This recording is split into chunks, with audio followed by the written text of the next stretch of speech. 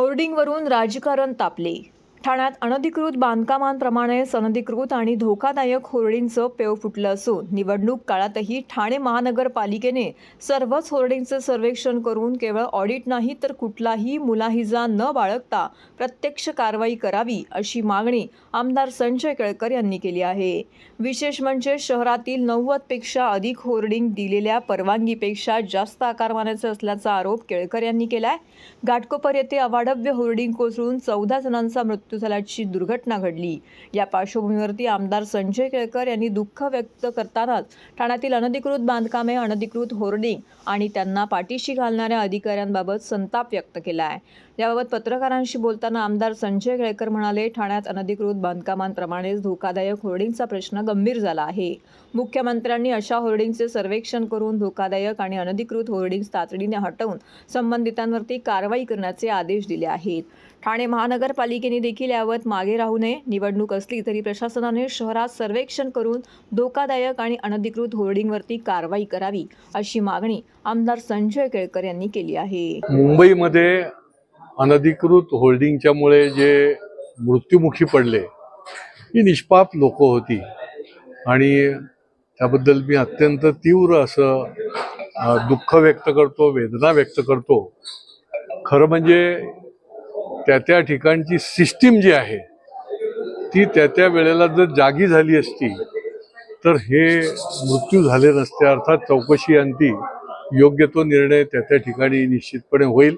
माननीय मुख्यमंत्री आणि माननीय उपमुख्यमंत्री यांनी चौकशीचे आदेश दिलेले आहेत. ठाण्याला देखील अनधिकृत बांधकामाच्या सारखंच अनधिकृत होल्डिंगचं देखील पेव आणि त्याच्यामुळे माननीय मुख्यमंत्र्यांनी तर आदेश दिलेले आहेत की महाराष्ट्रभर अशा प्रकारचे जे होल्डिंग असतील त्याची ताबडतोब त्याचा सर्वे करा आणि ते अनधिकृत होल्डिंग जे आहेत ते काढण्याचे पण आदेश त्यांनी दिलेले आहेत. त्याच्यावर कारवाई करण्याचे पण आदेश दिलेले आहेत आणि त्याच्यामुळे माझी अपेक्षा आहे की ठाणे महापालिका पण याच्यामध्ये मागे पडता कामा नये.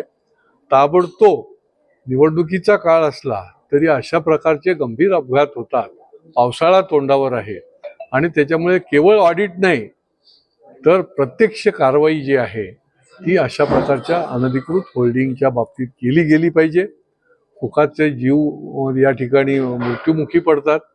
तसंच अनधिकृत बांधकामाचा देखील हा मोठा सामाजिक विषय आहे. आम्ही नेहमी सांगतो की अनधिकृत बांधकामाचं पेव फुटत राहतं आणि कधी ना कधी या इमारती पत्त्यासारख्या कोसळतात आणि निष्पाप माणसं जी आहेत ते मृत्युमुखी पडतात. ठाण्यातील होर्डिंगवाल्यांचं दुर्दैव आहे की काल मुंबईमध्ये होर्डिंग पडलं या ठिकाणी आणि त्यामुळे या ठिकाणी या होर्डिंगच्या विषयाला वाचा फुटली आणि ती वाचा फोडण्याचं काम या ठिकाणी काँग्रेस करत आहे. वारंवार सातत्याने आम्ही गेली 5 वर्ष या होर्डिंगच्या विरोधात आवाज उठवलेला आहे. होर्डिंगचे नियम, होर्डिंगचे परमिशनचे नियम धाब्यावर बसून परमिशन दिलेले आहेत जाहिरात विभागाने आणि याला सत्ताधाऱ्यांचा हे आहे, सपोर्ट आहे आणि यांनी संगनमतातून हे परमिशन दिलेले आहेत. होर्डिंगची उंची, होर्डिंगची रुंदी या ठिकाणी होर्डिंग्स लावण्याची जी उंची असते जमिनीपासून ती या ठिकाणी होर्डिंग कुठे लावावेत या ठिकाणी त्याच्या संदर्भात काही नियम घालून दिलेत. त्या सगळ्यांचं उल्लंघन करून फुटपाथवर होर्डिंग, नाल्यामध्ये होर्डिंग, सोसायटीच्या जागेमध्ये होर्डिंग, स्मशानभूमीत होर्डिंग, महापालिकेच्या वास्तूंमध्ये होर्डिंग, या ठिकाणी 10-10 फुटाचे पायलॉन्स या ठिकाणी उभे होऊन जाईल, फ्लायओव्हरच्या वरती होर्डिंग्स या ठिकाणी.